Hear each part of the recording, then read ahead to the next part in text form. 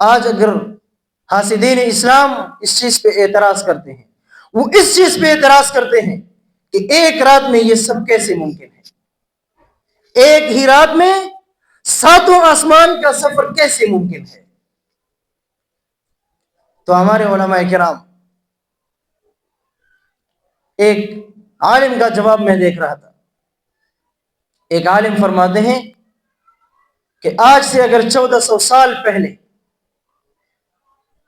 اللہ تبارک و تعالی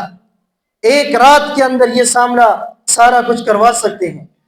1400 سال بعد آپ دنیا کے آخری کونے میں بیٹھے، آپ کسی سے کال پہ بات کریں، اگر کوئی انسان 1 سیکنڈ میں دنیا کی آخری کونے تک آپ کی آواز لے جا سکتی ہے، تو میرا رب آج سے 1400 سال پہلے ایک ہی رات میں اپنا نبی خود پہ عرش پہ بلا سکتے ہیں۔ تو میرے محترم دوست، آج اگر یہ ممکن ہے کہ دنیا کی آخری کونے تک آپ کی آواز چند سیکنڈوں میں جا سکتی ہے، تو آج سے 1400 سال پہلے بھی یہی رب تھا، جس رب نے